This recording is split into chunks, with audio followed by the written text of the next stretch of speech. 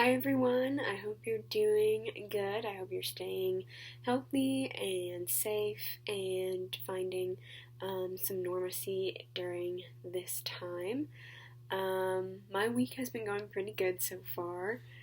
Some of the wins would include I got to FaceTime a good friend of mine yesterday, which was really nice. And also, we had Easter, which is a pretty big celebration in my household, which was really fun. My sister and I competed in an egg hunt. I won the egg hunt, just saying. But it was really fun, good spirited and everything. A good day to just hang out with family, relax a little bit. And then today, actually, so my dad has a squirrel trap set up in our backyard because recently squirrels have been kind of destroying some of the things in our backyard that they shouldn't be getting into. Like they chewed through a little copper pipe in our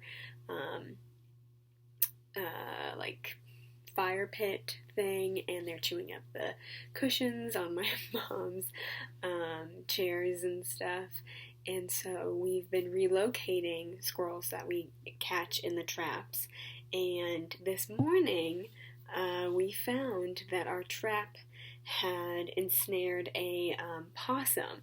So my sister and I went and relocated the possum, and it was very interesting because possums and squirrels do not react the same way. Squirrels are very energetic and fidgety in the cage, and the possum was playing possum basically the entire time. So we had to kind of urge it out of the cage and then urge it away from us so that it would actually go into the like wooded area that we released them in.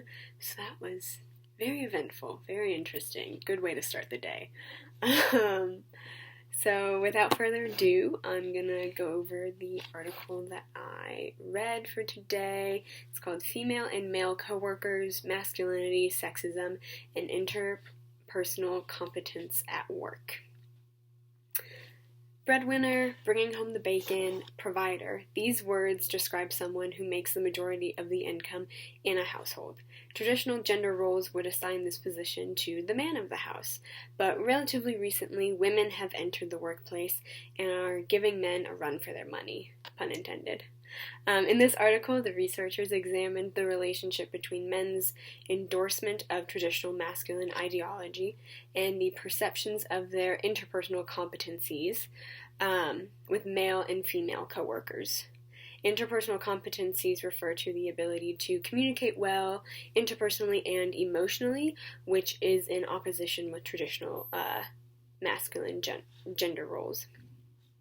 Using male participants as their population in the study, the researchers hypothesized that masculinity would be negatively associated with the three outcome variables of perceived interpersonal competence, which were negative assertion, conflict management, and emotional support, and that the relationships between endorsement of masculinity norms and interpersonal competencies would depend on the gender of the coworker.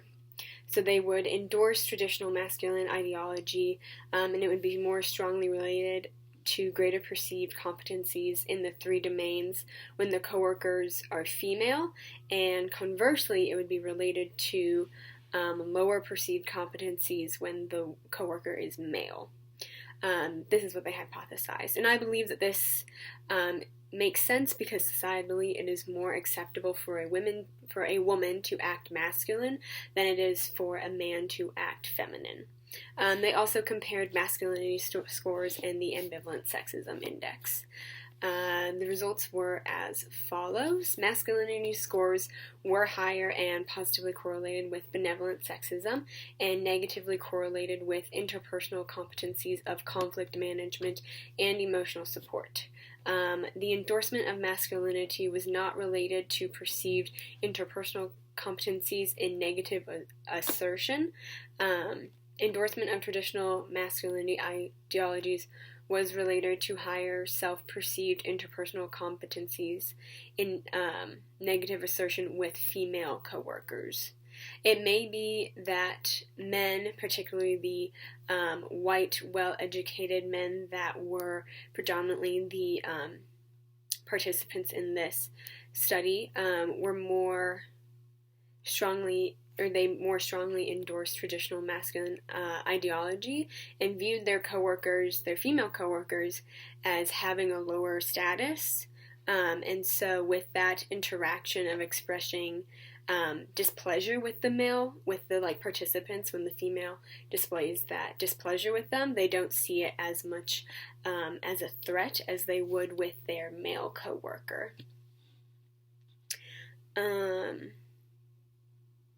The results from the present study suggested that the endorsement of the traditional masculine ideology was generally associated with lower perceived interpersonal competence in conflict management and emotional support, but the men who endorsed the traditional masculine ideology often perceived themselves as being more interpersonally competent than their female coworkers, but not necessarily their male coworkers. So they still found themselves to be superior to the female coworkers. Communication skills are very valuable in any line of work, and the increasing demand for this skill challenges traditional gender roles. Because MHB adheres to traditional gender roles, you could make an informed suggestion that MHB and interpersonal competencies would have a negative correlation. With that, I hope you guys are doing well, and I look forward to seeing your updates. Thank you.